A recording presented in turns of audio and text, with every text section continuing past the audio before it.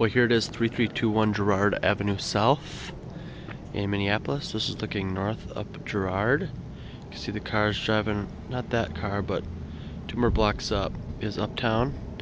And then just a few more blocks down is 36 down there by the cemetery. And you have about 5 blocks to Lake Calhoun that way. Looking at the property here, you can see it's a 2-story home. It's technically called a 1.5 story because there's a few dormers that run into the bedrooms upstairs. We've got cedar shakes on the front, red paint, stucco exterior. You have a sunroom here right as you look at the property. Look at the neighbor house there. Look down the street. Again across the street. There's some decent houses, right? The last 3 are all pretty nice. As you look down, those are little less valued homes. Nice house right across the street. And then the other 2 adjacent are pretty nice as well. And then down the street there's a few brownstone style apartment buildings. And then you look at another pretty kind of just basic home beside it. And some other decent middle grade homes beside this one. This one's definitely probably one of the better ones on this stretch right here. And as you look down the right side of it, see it's got cedar shakes up there. You can see the garage back there with the red door. Needs some cleanup on the brush.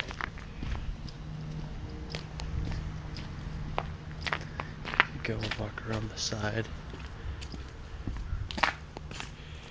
You got a side door entrance here that goes downstairs or up to the main level. Then kind of at the backyard, looks like just some of the brush could get cleaned up. Got a few pine trees in the backyard. Decent enough sized yard. Here's the garage. I think he's got that door screwed shut. Looking again down the back alley here.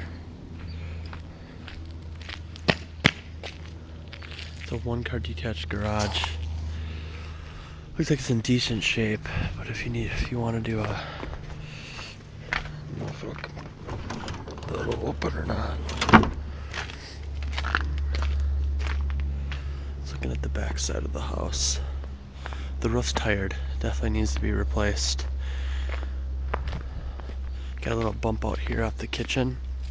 You got a little front flat deck up there off the back. Looking closer down here on the base stone there, the foundation, you'd repaint all that. The stucco itself looks fine. Looks like it's been painted even not too long ago.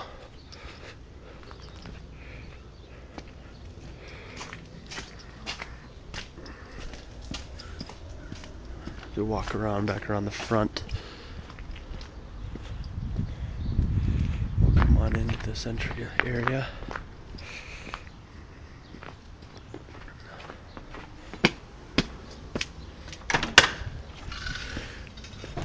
Gonna walk into this sunroom here. They got tongue and groove wood ceilings. Pretty nice. They got pulled shades here that are in here, and you see that these are screened in with the louvers that close shut. Look back towards the house. And of course the stucco wall here.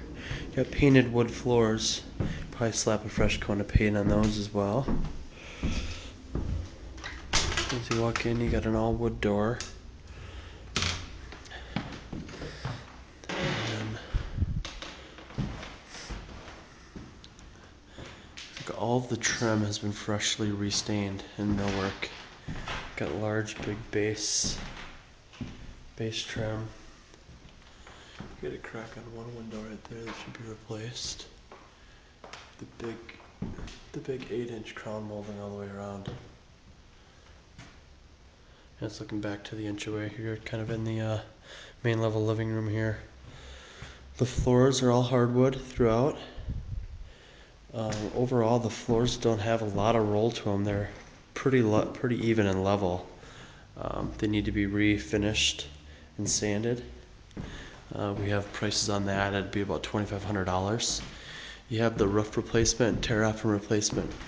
I have quotes that are gonna be anywhere around. You can get it done for low 200 bucks per square, and we're factoring at about 25 square, so it's probably somewhere around 5,000 to 6,000 for the roof. Then as you look in here at the dining, you have a really nice dining room with original 1914 light fixtures and bulbs there. You can see all 4 of them here. You'd hang a fancier fixture in the middle. You have that nice large built-in here.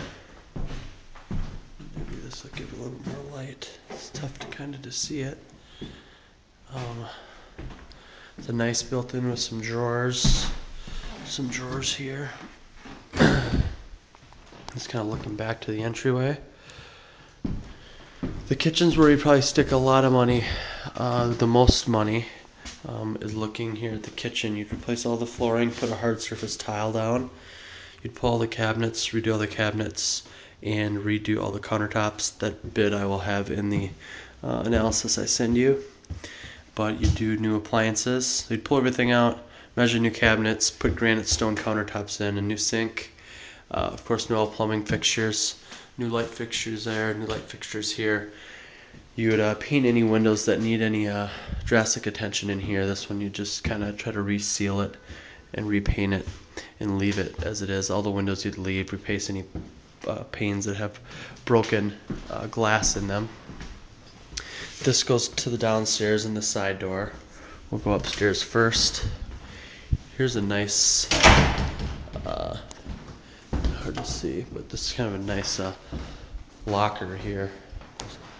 Again, you're not getting great light in here. There's not a lot of lights. There's a large walk-in entry closet right when you come in. As you walk up the stairs, the stairs turn twice. It comes up here, and then the millwork gets lighter. It's like a lighter maple finish with the same size trim and millwork. Don't need to touch or do anything with any of the stain in the doors, everything in the trim. It's all perfect. You don't want to paint it. Here's the smallest of the 3 bedrooms up here. They used to use it as their painting room. It's a small room. It's like 9 by 7. Again, you just refinish all the floors down in here. It has a little bit of rail trim there on top. It does have 1 window here. Again, the windows would all just need to be cleaned. And this is the biggest of the rooms. This one's like 14 by 11. In this room, you would literally just refinish the floors and paint it. Fix this wall sconce or put a new wall sconce in. This is the closet for it.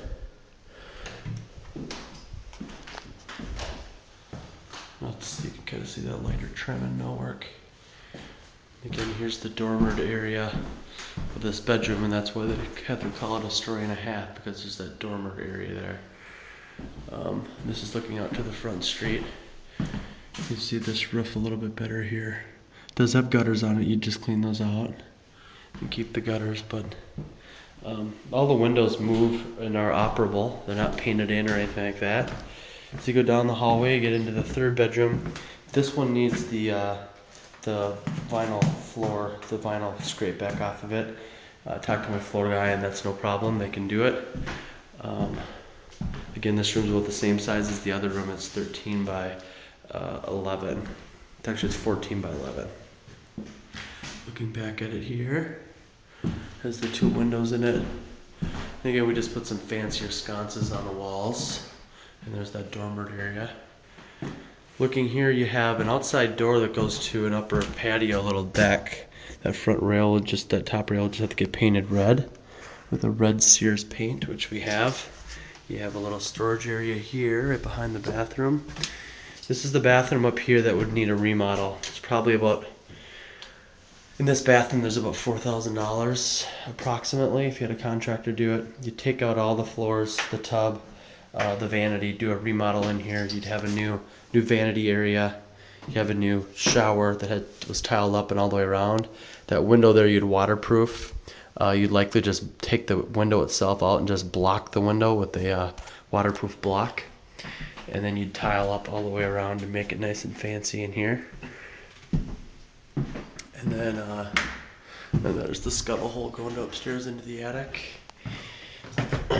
As you go back down the stairs,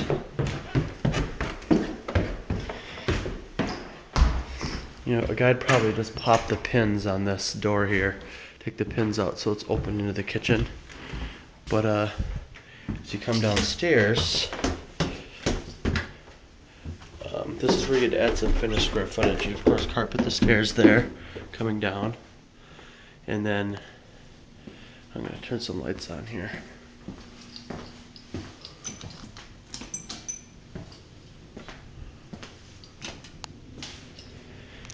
As you look, there's where the second bathroom would go. Well, you have about 7-foot ceilings down here, 7.5, and as you come down the stairs here, you have this whole area, and then around there that would get all finished. So what we would do is we would move this beam that way to the left towards that fireplace slue, and then this would be kind of you could either do an open family room, or you could bust out one of these windows and make an egress and put a 4th bedroom in here. There's potential to add about 500 to 700 finished square feet. Actually, it'd be about just under 600 square feet. So we'd go to about 2,200 square feet, which would help us big time with the value. Adding this bathroom down here would be a big value adder. We technically would just make this corner, put a stand-up shower here, tile it all the way up, tile and finish the floors, and add a vanity right where this current sink is here. Add a vanity beside the shower, quarantine that area off, make this middle area just the mechanical room and laundry room, and then this space back here would be it'd be walled off right here, and that would go all the way through that way. And again, you'd finish the ceilings. You could either do grid or do drywall, but you know, I gotta look harder to see if the space makes more sense as a bedroom or as a family room. So that's kind of what I'm thinking for down here. The furnace is in decent shape. Don't need to replace it. It functions. Water heater is about the same age. It functions. The fuse panel here, it is an older fuse panel. I'm going to have it optioned out that be updated. It's older panels, but it still serves its purpose. We'd still be able to pass the city of Minneapolis test, which we do have done, and I will email to you as well. But that's kind of what we have. Looking at the water heater here, and looking at the furnace here. It's a Lennox furnace. It's just a little bit older, but it still functions and works.